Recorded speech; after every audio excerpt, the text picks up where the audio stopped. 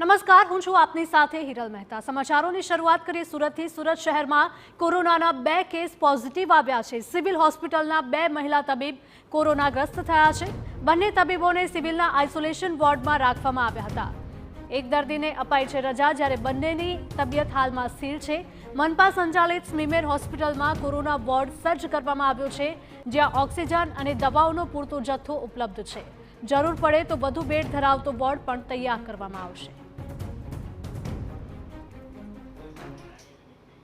સમગ્ર વિશ્વમાં ફરી એકવાર કોરોના સક્રિય થયો છે। સુરત શહેરમાં પણ 2 તબીબને કોરોના પોઝિટિવ આવતા સુરત શહેરનું તંત્ર હરકતમાં આવી ગયું છે। હાલ આપણે છે સુરત મહાનગરપાલિકા સંચાલિત સ્મીમેર હોસ્પિટલમાં। આ સ્મીમેર હોસ્પિટલમાં કોરોનાના ભયાનક દ્રશ્યો વચ્ચે જે અલગ કોરોના વોર્ડ શરૂ કરવામાં આવ્યો છે। સીધા દ્રશ્યો જોઈ શકો છો કે સ્મીમેર હોસ્પિટલમાં જે કોરોના વોર્ડ શરૂ કરવામાં આવ્યો છે, જેમાં કોરોનાના પોઝિટિવ કેસ આવે અને જો દર્દીને અહીંયા સારવાર લેવાની ફરજ પડે તો કયા પ્રકારની તેને તાત્કાલિક સાવચેતી રહે તે માટેની તૈયારીઓ કરી દેવામાં આવી છે। અલગ અલગ મેડિસિન તેમજ મશીનરીઓ પણ આ વોર્ડમાં ઉપલબ્ધ છે। હાલ આપણી સાથે જે સ્મીમેર હોસ્પિટલ છે તેનો નર્સિંગ સ્ટાફ છે, કઈ રીતની તૈયારી માટે અત્યારે બધો સ્ટાફ જે છે મેડિકલથી લઈને નર્સિંગ સ્ટાફથી લઈને બધો સ્ટાફ અત્યારે સતર્ક છે અને કોઈ પણ દર્દી અત્યારે સ્મીમેર હોસ્પિટલમાં એડમિટ થાય તો એના માટે આ 4 બેડ સ્પેશિયલી કોવિડ માટે અલોકેટેડ છે અને તમે જોઈ શકો છો એમ બધા વેન્ટિલેટરથી લઈને કોઈ પણ ઇક્વિપમેન્ટની જરૂર હોય